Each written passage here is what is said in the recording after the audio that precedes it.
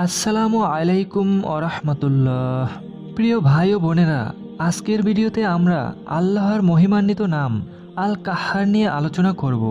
কেন বলা হয় ইয়া কাহ্হারু 100 বার উচ্চারণ করলে শত্রু, দুশ্চিন্তা ও বিপদ থেকে মুক্তি পাওয়া যায়, সে বিষয়ে বিস্তারিত জানব।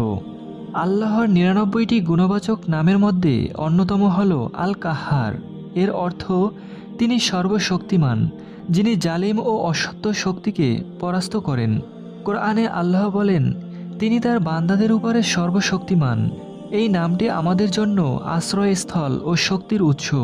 নবী করিম সাল্লাল্লাহু আলাইহি সাল্লাম বলেছেন, আল্লাহর সবচেয়ে প্রিয় নামগুলো দিয়ে বেশি বেশি তাসবিহ করুন।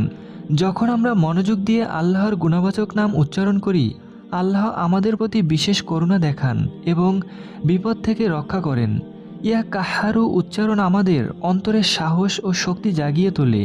এটি শত্রু ও বিপদের মোকাবেলায় আল্লাহর সাহায্য কামনার এক অনন্য দোয়া। শত্রু, দুশ্চিন্তা ও বিপদ থেকে মুক্তি। জীবনে সবাই নানা ধরনের শত্রুতা, দুশ্চিন্তা ও বিপদের সম্মুখীন হই, কিন্তু আল্লাহর সাহায্য ছাড়া এগুলো মোকাবেলা করা কঠিন। আল্লাহ বলেন, অবশ্যই কষ্টের সঙ্গে সহজতা রয়েছে, অর্থাৎ আল্লাহর সাহায্যে যে কোনো কঠিন সময় পার হওয়া সম্ভব।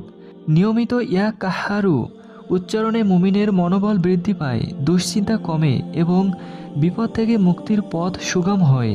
প্রতিদিন, বিশেষ করে ফজরের পর অথবা রাতে ঘুমানোর আগে মনোযোগ সহকারে 100 বার ইয়া কাহ্হারু উচ্চারণ করুন। পাঠের সময় হৃদয় থেকে আল্লাহর সাহায্য কামনা করুন। এই আমলের সঙ্গে নামাজ, দোয়া ও ধৈর্য বজায় রাখুন। আল্লাহর নাম মনে মনে উচ্চারণ করলে আল্লাহ দোয়া কবুল করেন এবং বিপদ থেকে রক্ষা করেন। এই বিশ্বাস আমাদের জীবনের সবচেয়ে বড় শক্তি। দোয়া করুন, হে আল্লাহ, আমাকে আমার শত্রুদের বিরুদ্ধে সংগ্রাম করার শক্তি দাও এবং দুশ্চিন্তা থেকে মুক্তি দাও। প্রিয় ভাই ও বোনেরা, আল্লাহর নাম স্মরণ ও তাসবিহ আমাদের হৃদয়কে শান্তি দেয়। সুতরাং নিয়মিত আল্লাহর গুণবাচক নাম উচ্চারণ করুন এবং তার ফজিলত জীবনে দেখুন।